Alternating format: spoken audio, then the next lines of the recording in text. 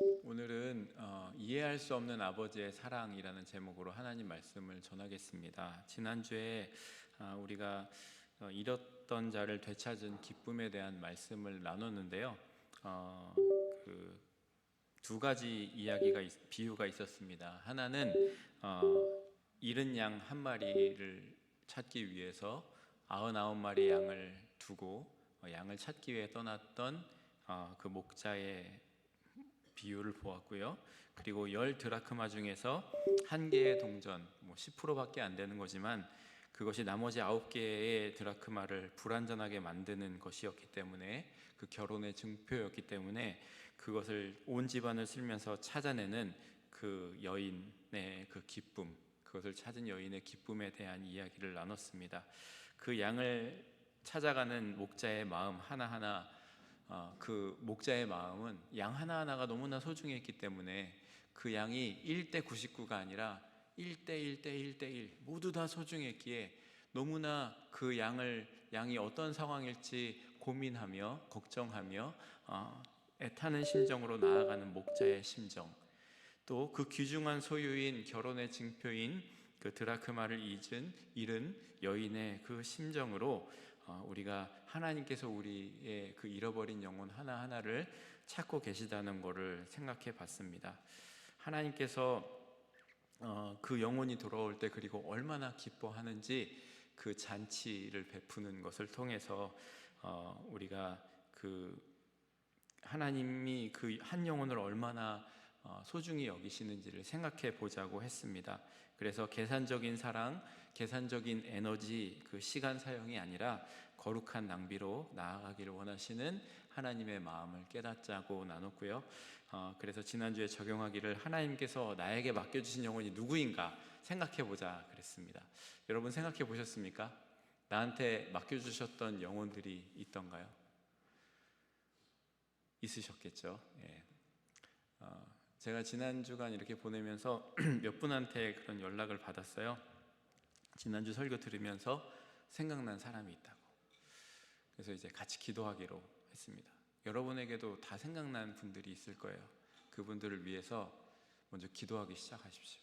그리고 그 사람이 하나님께 돌아오기를 그렇게 간절히 기도하고 찾는 우리가 돼야 되겠다는 생각. 하나님께서 말씀을 통해서 그분들을 부르고 계시는구나, 그런 마음이 들었습니다. 이제 다음 주면은 몇 월이 시작되죠? 12월입니다. 야, 2023년 벌써 12월이 됐습니다. 지나고 보면 어떻게 이렇게 빠른지 모르겠어요. 연말이 되면은요, 이렇게 집으로 돌아가는, 성탄절에 이제 집으로 돌아가고 자녀들이 공부하러 갔다가 또 결혼한 자녀들이 또 돌아오기도 하고 그렇게 만나러 오고 연말을 같이 보내고 그런 거 있잖아요. 그런 거 보면 너무 부러워요. 네, 저는 부모님이 다 한국에, 양가 부모님 한국에 계셔서 가고 싶은데 가지 못하는 그런 마음이 있으니까. 그런데 그렇게 갈 때 가지 못하더라도 마음속으로는 우리는 다 그 부모님의 집 이렇게 그리워하는 마음이 있을 거라고 생각합니다. 부모님의 집에 가면 어떻게 갈까요? 선물을 바리바리 싸들고 이것도 좋아하겠지, 이런 것도 있으면 참 좋겠지 생각하면서 사갖고 이제 가면서 한 해를 마무리하고 새해를 시작하면 좋겠다, 이런 생각을 할 때가 참 많이 있습니다. 사람이라면 누구나 그런 마음 가지고 있을 것 같아요. 아버지 집. 오늘 근데 우리가 읽은 성경 말씀에는요, 그런 우리가 지금 생각하는 것과는 전혀 다른 상황 속에 있는 사람이 집으로 돌아가는 모습이 그려지고 있습니다. 그래서 그 이야기는 이제 우리가 잘 아는 탕자의 이야기인데, 그 탕자를 사랑하는 아버지, 그리고 그 아버지가 어떻게 받아주시는가, 이거를 보여주고 있는 말씀입니다. 오늘 세 번째 이 비유, 잃어버린 아들에 돌아오는 그 비유를 통해서 하나님의 품을 떠난 사람이 돌아오기까지의 모습을 쫙 그려주고 있거든요. 그 안에 이것을 받아들이시는 하나님의 그 사랑이 어떠한 사랑인지 우리가 좀 생각했으면 좋겠어요. 제가 다시 말씀드리지만 15장은요 하나님께서 우리를 어떻게 의롭게 하시는지 이거를 그려주고 있다는 것을 생각하시면서 이 비유를 같이 보시면 좋겠습니다. 자, 11절부터 보면은요 이제 아버지를 떠나가는 아들의 모습이 그려지고 있습니다. 어떤 부자에게 두 아들이 있었는데요, 둘째 아들이 아버지에게 유산을 요구하고 있습니다. 지금 이 요구를 통해서 둘째 아들은요 이 말을 함으로써 아버지께 엄청난 상처를 주고 있습니다. 유산은 아버지가 돌아가실 때 이제 더 이상 기력이 없을 때 자녀들에게 이렇게 나눠서 물려주는 것이 기본적인 상식인데, 요즘 시대에도 그런데 그때는 더 했거든요. 그리고 요새는 뭐 통장 뭐 이런 게 아니고 그때는 주로 부동산 이런 거니까 그런 것들, 동산들을 어떻게 할 것인지, 이런 뭐 부동산 같은 것들을 어떻게 나눌 것인지, 이거는 되게 큰 것이었고 뭐 주로 땅이나 이런 것들 아니었겠습니까? 이거를 어떻게 나누는지가 분명한 기준이 정해져 있었고 쉽지 않은 일이었어요. 그런데 이 둘째 아들이 유산을 달라고 하는 겁니다. 아버지의 마음이 어떻겠어요? 도대체 무슨 마음으로 얘가 이러는 걸까? 아버지 돌아가시는 거 못 기다리겠습니다, 좀 주십시오, 이렇게 얘기하는 건가? 오만 생각이 들었을 거예요. 그런데 아버지가 제가 보기에는 이 말씀을 들어 유추해 볼 때 아주 정정하신 분은 아니었던 것이다 생각이 들어요. 이제 그래, 내가 뭐 아직은 살 날이 좀 남았지만 아이들한테 이거를 먼저 나누는 것도 좋겠다 싶어서, 유대인 전통으로는 맞이가 3분의 2를 가져가고 차남이 이제 3분의 1을 가져가는 이런 전통이에요.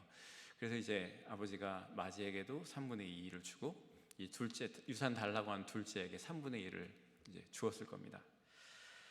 자, 유산은 어떻게 보면은 자기 집안이 대대로 유지하고 있는 어떤 그런 것이었겠죠. 근데 이거를 이 아들이 받아서 이제 어떻게 할까 생각해 보고 계셨을 거예요. 근데 더 충격적인 일을 합니다. 이 아들이 이 유산을 받아서 현금화를 해야 돼요. 그래서 어떻게 해요? 팔아버립니다. 팔려면 어떻게 해야 돼요? 이게 빨리 팔리겠어요? 뭐 그때 당시에 아주 헐값에 팔았을지도 모르겠어요. 어쨌든 그 유산을 현금화해서 바리바리 싸들고 먼 나라로, 이방 나라로 갑니다.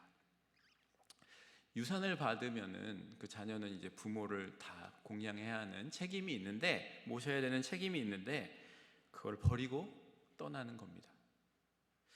온 동네에 소문이 났을 겁니다. 저 집 둘째가 그랬다더라. 아버지 얼마나 마음이 아팠겠어요? 창피했겠어요? 그런데 이 아들이 먼 나라 가서 그 재산을 허랑방탕하게 낭비했습니다.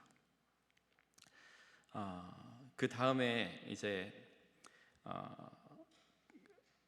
허랑방탕하게 낭비하는 그 아들의 모습을 생각해 보게 됩니다. 아들이 처음에 유산을 받아서 떠날 때 마음이 어땠을까요?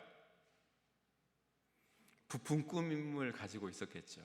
우리는 또 뭐 캐네디안 드림을 꿈꾸고 이 자리에 있는지도 모르겠는데, 그 뭐 부푼 꿈을 안고 이방 나라로 떠나지 않았겠습니까? 내가 아버지처럼은 안 살리라, 나는 잘해서 잘 살 거야, 이런 마음으로 떠났을 것 같아요. 여러분, 부모님을 처음 떠나서 독립했을 때 생각이 나십니까? 그때 저는요, 이제 한국에서는 그래도 부모님 집에 계속 같이 있다가 처음 캐나다로 왔어요. 와서 제가 하고 싶었던 게 있었습니다. 그게 뭐냐면요, 제 이름으로 된 차를 사고 싶었어요. 차를 사야 되겠다. 제 처음 산 차가 폰티악에서 나온 웨이브라는 조그만 차예요. 그거밖에 살 수가 없었어요. 무이자 할부로 딱 샀어요. 내 이름으로 된 차를 사고 내가 하고 싶었던 걸 해야 하는데, 저는 하고 싶었던 게 제가 열대어를 좋아하거든요. 그래서 좋은 물고기를 사서 키워보고 싶은 마음이 있어가지고 제가 열심히 노가다 해서 사역도 하면서 돈을 벌어서 물고기를, 아주 희귀한 물고기를 사서 키워보고 막 그랬어요. 돈은 버는 족족 열심히 나가고 금세 이제 쓰게 되더라고요. 근데 제가 그거를 보면서 참 이 탕자의 마음이 처음에 시작은 부푼 꿈을 안고 거기를 떠났겠죠. 아버지처럼만 살겠다, 나 혼자 하면 잘할 수 있다, 뭐 이렇게 해서 나왔을지도 모르겠어요. 그런데 그렇게 살아서 나와서 봤는데 이 아들은 사실 준비가 하나도 안 된 거죠. 그래서 허랑방탕하게 낭비했다라고 나옵니다. 14절에 보시면 이제 아버지한테 재산을 달라고 해서 나간 거죠. 14절에 보시면 뭐라고 얘기하냐면요, 다 없앤 후, 유산을 다 없앤 거예요. 다 없앤 후 그 나라에 크게 흉년이 들어서 그가 비로소 궁핍한지라. 자, 이 비유에서 나오는 부자 아버지는요, 뭐 웬만한 조그만 이런 사람이 아니고 지금으로 치면 아주 큰 부자였을 것 같아요. 그런데 그런 거를 다 없앤 후면은 아주 짧은 시간 동안 다 없애지는 않았을 것 같아요. 그 시간이 좀 흘렀을 것 같아요. 다 없앤 후, 다 없앴어요. 그리고 나서 뭔 일이 있었대요? 크게 흉년이 들었대요. 그래서 이 사람이 가난한 백성 중 한 사람에게 붙여 살게 됐다는 거예요. 부푼 꿈을 가지고 나갔는데 성공은커녕 모든 것을 잃고 아버지의 품을 떠난 후에 재산도 잃고 모든 것도 잃고 사귀었던 친구들도 잃고, 그렇게 된 모습을 보여주는 게 뭐예요? 그가 그 나라 백성, 이방 백성 중에 한 사람에게 붙여 살았다라는 거예요. 종이 된 거예요. 종으로 살면서 들로 보내어 돼지를 치는 일을 하며 살게 됐다는 거예요. 어려운 일이 겹치면은 꼭 겹쳐서 일어나게 되잖아요. 그냥 돈도 다 떨어졌는데 흉년이 생겨서 어떻게 살 수 있는 방법이 없어요. 종이 됐어요. 그런데 유대인에게 정말 치욕스러운 일, 돼지를 치는 일을 하게 되는 겁니다. 그런데 그 돼지를 치면서 그 돼지가 먹는 열매로, 주염 열매로 배를 채우고자 했지만 그것마저 주는 자가 없었다라고 얘기합니다. 정말 어려운 신세에 빠지게 됐어요. 돼지밥이라도 먹으려고 할 때는 그나마 이제 배고픈 상태입니다. 헝그리한 상태인 거죠. 그런데 이 다음의 상태가 뭐죠? 스타브하는 상태죠. 완전히 이제 굶어 죽게 생긴 상태가 되는 거죠. 그가 정신을 차리고 이제 아버지께 돌아가야 되겠다는 말 생각하기 전까지는요, 그냥 헝그리한 상태였어요. 주염 열매가 이렇게 생긴 거거든요. 무슨 완두콩 같이 생긴 건데 별로 맛있어 보이진 않아요. 근데 저거를 이제 돼지나 먹는 건데 이것도 먹을 수 없는 그런 상태. 그래서 이제 이런 생각이, 그때 아버지에 대한 생각이 들어서 이런 생각을 합니다. 아버지께 돌아가야 되겠다. 여러분 17절부터 우리 같이 한번 읽어보겠습니다. 시작. 이에 스스로 돌이켜 이르되 내 아버지에게는 양식이 풍족한 품꾼이 얼마나 많은가. 나는 여기서 주려 죽는구나. 내가 일어나 아버지께 가서 이르기를 아버지, 내가 하늘과 아버지께 죄를 지었사오니. 잠깐 여기까지만 읽어볼게요. 자, 아버지께 돌아가겠다라는 생각이 들었어요. 언제? 굶어 죽게 되어서. 여기서 내가 주려 죽는구나. 굶어 죽게 되는 거예요. Starve to death. 그래가지고 이제 그때 아버지가 생각이 나는 거예요. 우리 아버지한테는 풍족한 그 품꾼들이 얼마나 많은데 나는 여기서 굶어 죽는구나. 굶어 죽는구나. 그리고 이제 18절을 우리가 읽으면 이렇게 생각하게 돼요. 굶어 죽기 싫어서 아버지한테 간다. 이렇게 생각할 수 있어요. 근데 제가 이 본문을 읽어보니까 그런 의미가 아닌 것 같아요. 굶어 죽기 싫어서 가는 게 아니고요. 18절을 보면은요, 내가 일어나 아버지께 가서 이르기를 아버지, 내가 하늘과 아버지께 죄를 지었사오니 지금부터는 아버지의 아들이라 일컬음을 감당하지 못하겠나이다. 나를 품꾼의 하나로 보소서. 이러면서 아버지께 돌아간다는 말씀이 나와요. 여기서 이 17절에서 18절의 간극이 있는데 이 사이에 내가 굶어 죽기 싫어서 아버지께 간다는 게 아니라 굶어 죽게 되었을 때에 그때야 아버지가 생각이 난 거예요. 그래서 그 아버지께 내가 죄를 고백해야 되겠다, 이런 마음이 든 거예요. 내가 지금 이 상황이 어떤 상황이냐면요, 이 사람한테 돈이 있을까요, 없을까요? 집으로 돌아갈 돈은 그래도 남겨놨을까요? 아니에요. 아무것도 없어요. 이 먼 이방 나라까지 올 때는 그래도 돈이 있어서 뭐 말을 타고 나귀를 타고 낙타를 타고 왔을지 모르겠어요. 그런데 지금 이 상황은요, 돼지 열매조차 먹을 수 없는 상황이에요. 죽을 수밖에 없는 상황. 그런데요, 아버지께 돌아가겠다 결단을 하는 거예요. 이 고백에는요, 가면서 나는 죽을 수도 있어요. 먼 길을 무슨 수로 어떻게 오겠어요? 뭐 나귀를 얻어 타고 오겠어요? 아니에요. 누가 태워줘요? 이렇게 더럽고 돼지치고 냄새나는 사람을. 걸어서 그 먼 길을 돌아오는 탕자의 모습입니다. 갈 수만 있다면, 내가 살아서 아버지를 볼 수만 있다면 아버지께 회개하겠다, 품꾼으로라도 살겠다고, 그리고 고백하겠다. 목숨 걸고 돌아가겠다는 거예요. 그리고 아버지께 용서를 구하겠다는 거예요. 여러분, 그게 회개인 거예요. 내가 잘못된 걸 이제 깨달은 거예요.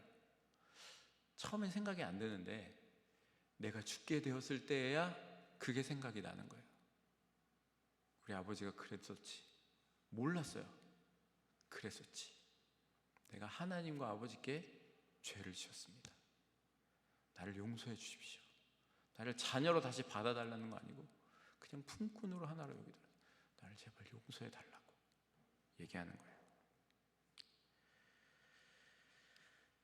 나를 품꾼의 하나로 삼아달라고 할 때 이 품꾼은요, 당시에 이 품꾼이 여러 종류가 있었어요. 근데 첫 번째 품꾼은 둘로스예요. 둘로스는 뭐냐면요, 집에서 일하는 종으로 주인과 함께 사는 종이 둘로스예요. 또 다른 품꾼이 있는데요, 이 사람은요, 천한 일을 감당하는 노예, 파이데스라고 해서 천한 일을 감당하는 노예로 집이 아니라 어떤 띄워놓은 밭에서 살면서 그런 일을 하는 사람들이에요. 그리고 또 다른 품꾼이 있어요. 이 품꾼은 뭐냐면 미스디오스라는 품꾼인데, 일시적으로 고용된 일꾼인데요, 이 천한 일을 하는 노예보다도 더 심한 일을 하는 사람, 필요할 때만 그저 불러서 밥 한 끼 먹을 수 있는 이런 사람이 미스디오스예요. 근데 지금 탕자가 아버지 나를 품꾼으로 여겨달라고 얘기하는 품꾼은 어떤 거일 것 같으세요? 아버지 집에서 일하는 어떤 둘로스? 아버지 밭에서 일하는 천한 일 하는 노예의 파이데스? 아니에요.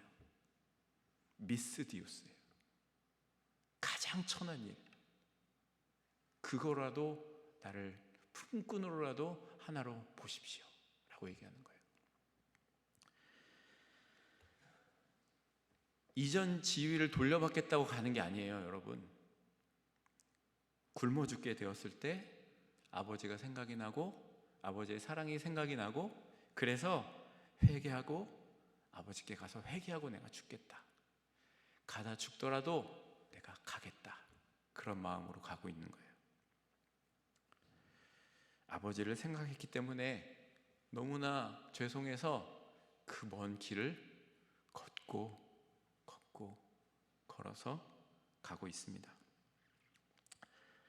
변함없는 그 아버지의 사랑, 나한테 유산까지 띄워주시며 가는 나를 붙잡으시지도 못하고 걱정하며 바라보시던 그 아버지께 돌아가는 겁니다. 그 아버지가 어떠한 분인지 이제 한번 보겠습니다. 20절부터 보면, 읽어보세요. 아직도 거리가 먼데 아버지가 그를 보고 측은히 여겨 달려가 목을 안고 입을 맞추니. 스톱. 자, 아버지께로 돌아오는 아들 말고요, 지금 아들을 기다리는 아버지를 한번 생각해 보세요. 아픈 가슴을 움켜쥐고 아들에게 유산을 주는 아버지, 그리고 그 떠나가는 그 유산을 다 팔아쳐서 먼 곳으로 떠나는 아들을 바라보는 아버지의 마음을 생각해 보세요. 제가 마땅한 그림을 못 찾았는데 죄송해요. 아들이 떠나가는 아버지의 마음, 그리고 그 아들을 매일 기다리는 아버지의 마음을 한번 보세요. 그날도 똑같은 기다림이었을 겁니다. 그런데요, 저 먼 곳에서 아들이 간 곳을 바라보고 있었을 거 아니에요. 근데 저 먼 곳에서 거지 같은 행색의 한 사람이 걸어오는 겁니다. 먼 거리인데, 나갈 때 입었던 옷도 아닌데 아버지의 눈에 믿을 수 없는 모습이 보이고 있는 거예요. 아무리 봐도 내 아들인 거예요. 걸음걸이나 그 모습이 내 아들인 것 같은 거예요. 그래가지고 그 아들을 향해서 아버지가 이제 뛰어가는 거죠.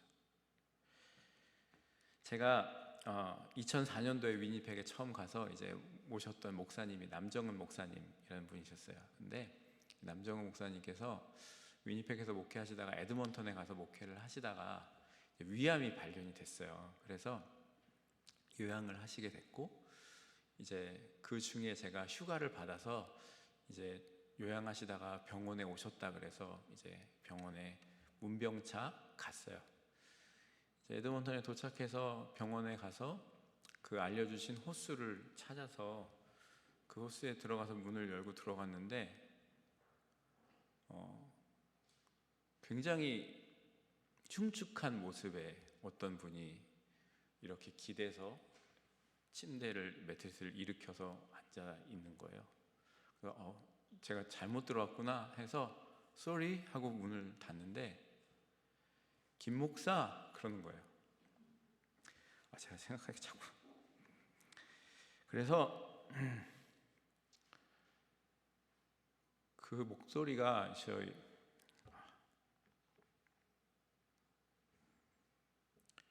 그 목사님, 남정은 목사님 목소리인 거예요. 그래서 다시 문을 열고 들어가서 봤더니 제가 아는 목사님이 아닌 거예요. 위암에 걸려서 식사를 못 하시니까 뼈랑 살만 남았어요. 더 이상 치료할 수 없대요. 위를 열었는데 온데 다 퍼져서 수술을 할 수가 없다는 거예요. 다시 닫고 몰핀을 맞고 그렇게 계시는 상황이었어요. 제가 막 문을 열고 들어가서 목사님 손을 잡고 막 울었어요. 근데 제가 이 말씀을 보면서 이런 생각이 들었어요. 이 아버지가 그 멀리서 오는 아들을 보면서 아가는 마음이 어떤 마음이었을까 하는 거예요. 제가 찾은 최고의 사진은 이 사진인데 표현이 될지 모르겠지만 그 아들이 어떠한 꼴을 하고 왔겠어요. 굶어 죽으면서 아버지께 온 거예요. 아버지께 죄송하다고 얘기하려고, 회개하려고. 근데 그 아들의 모습을 보고 노령의 아버지가 지팡이고 뭐 다 내던지고 아들을 향해 뛰어가는 거예요. 그러면서 그 아들을 향해서 뛰어가는 그 모습이 오늘 말씀에 뭐라고 표현되어 있냐면요, 측은히 여겨라고 표현하고 있어요. 이 측은히 여긴다는 거는요, 심장이 터질 것 같은 그런 아픔을 이야기한다고 합니다. 그런 마음으로 애끓는 장이 막 꼬이고 터질 것 같은 그런 아픔으로 이 아버지가 뛰어가고 있는 거예요. 측은히 여겨 달려가서 그 아들에게 입을 맞추고 끌어안고, 목을 끌어안고 입을 맞췄다고 얘기합니다. 그 아버지에게 이 아들은 어땠을까요? 너무 흉측해서 손을 댈 수 없었을까요? 아니라고 생각해요. 아들의 추한 모습이 너무나 마음이 아프지만 그게 들어오지 않아요. 몸에서 얼마나 악취가 나겠어요. 그런 악취가 전혀 문제가 되지 않습니다. 죽었다고 생각한 아들이 살아서 돌아왔거든요. 그걸로 충분한 거예요. 그래서 세상을 다 얻은 것 같은 마음으로 아버지가 기뻐하며 아들을 향해 뛰어가서 그 아들을 끌어안고 기뻐하는 모습을 우리가 보고 있습니다. 탕자는 그때 아버지한테 준비했던 말을 합니다. 뭐라고 합니까? 하나님과 아버지께 죄를 지었습니다. 아버지의 아들이라고 부르지도 말아 주십시오. 그렇게 고백을 합니다. 근데 아버지는요, 그게 들릴까요? 안 들리죠. 여봐라, 제일 좋은 옷을 내어다가 이 아들에게 입히고 손에 가락지를 끼우고 발에 신을 신겨라. 탕자의 아버지한테는요, 아들의 말이 들리지가 않아요. 죽었던 아들이 살아 돌아왔거든요. 가장 좋은 옷을 꺼내 입히고 손에 반지를 끼우고 신을 신기라는 거예요. 그리고 살찐 송아지를 끌어다가 잡아서 잔치를 하자고 얘기합니다. 아버지는요, 아들이 돌아오면 어떡할까 기다리면서 그냥 있었던 게 아닌 것 같아요. 아들이 돌아오면 입힐 옷도 만들어 놓고요, 그리고요 신발도 준비해 놓고요, 그리고 먹을 음식도 준비해 놓고요, 반지도 준비해 놨을 거예요. 이 반지는 뭐냐면요, 다시 내 유산을 상속받을 수 있는 내 자식이라는 거예요. 준비해 놨어요. 반지가 어디 뚝딱 나와요? 아니잖아요. 다 준비해 놓은 거예요. 그리고 기다리고 계시는 거예요. 송아지는요, 뭐 그 중에 그냥 실한 놈 잡아온 게 아닐 거예요. 아버지가 종들한테 얘기해 놨을 거예요. 이놈 실하네. 우리 아들 오면 이놈 잡아서 먹이자. 아주 토실토실하게 키워놓은 송아지. 이 송아지가 너무 늙었어요? 다른 놈으로 골라서 키워놓고 있었을 거예요.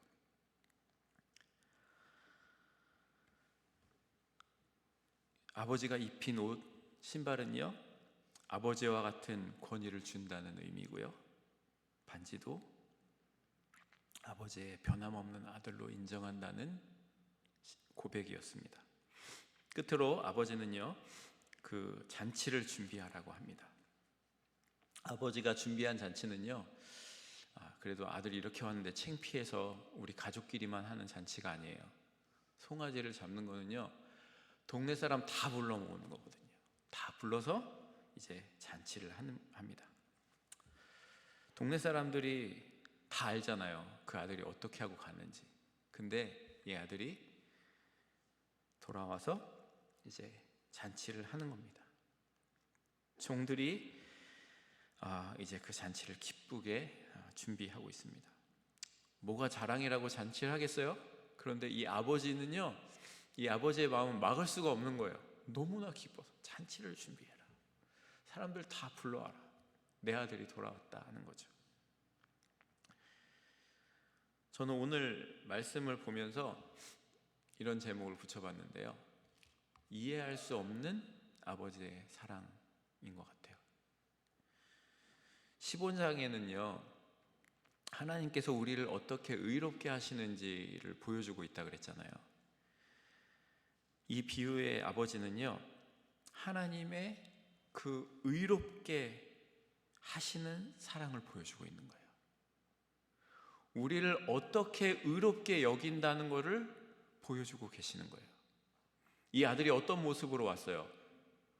거지도 그런 거지가 없고요, 거의 굶어 죽다시피 한 아들이 왔어요. 냄새도 나고요, 가까이 할 수가 없을 거예요. 그런데요, 이 아들을 어떻게 하세요? 옷을, 제일 좋은 옷을 입히고 신발을 신기고 그리고 반지를 끼워주는 거예요. 하나님께서 의롭게 하시는 거는요, 우리의 모습은 사실 상관이 없는 거예요. 우리의 그런 모습을 내 아들로 받아주시는 거예요. 그리고 내 아들로 덮어주시는 거예요. 입혀주시는 거예요. 의롭다 여겨주시는 거예요. 그게 하나님의 우리를 향한 사랑이에요. 그 의로움의 표시로 예수님을 보내셔서 우리를 구원해 주신 거예요. 예수 그리스도의 그 십자가의 사랑으로 우리를 의롭다 여겨주시는 그 사랑을 보여주시고 계시는 비유예요. 이웃들의 잔치 자리 부르십니다. 도저히 이해가 되지 않지 않으세요? 어떻게 유산을 주고 그거를 다 탕진하고 거지꼴로 돌아온 그 아들을, 그 사람을 어떻게 받아줄 수가 있을까? 동네 사람들이 보기엔 어떨까요? 저런 자식이 있어? 저런 꼴로 돌아왔어? 사람도 아니다. 온갖 판단과 비난이 난무하겠죠. 근데 잔치를 베푸는 아버지, 이 아버지가 준비한 식사의 잔치는요, 돌아온 아들을 내 가족, 내 아들로 받아들이는 공식적인 자리인 거예요. 이해할 수 없는 이 아버지의 행동들이요, 탕자의 그 무거운 죄에 대해서 끊임없이 문제를 제기하는 수많은 비난의 목소리들을 다 차단해버리고 있는 거예요. 아무도 얘기하지 못하는 거예요. 왜? 이 아버지가 그것들 다 들으려고 하지 않는 거예요. 내 아들이라는 거예요. 내 딸이라는 거예요. 내 자식이라는 거예요. 이게 하나님 아버지의 의롭다 여겨주시는 사랑인 거예요. 어떠한 죄인도 용서하시고요, 사랑하시는 아버지 앞에 더 이상 불안에 떨 필요가 없는 거예요. 이제 나를 자녀로 받아주신 거예요. 여러분이 그런 탕자라면, 이 이야기 속의 탕자라면 어떻게 사시겠습니까? 어떻게 사시겠어요? 다시 옛날의 자리로 돌아가겠어요?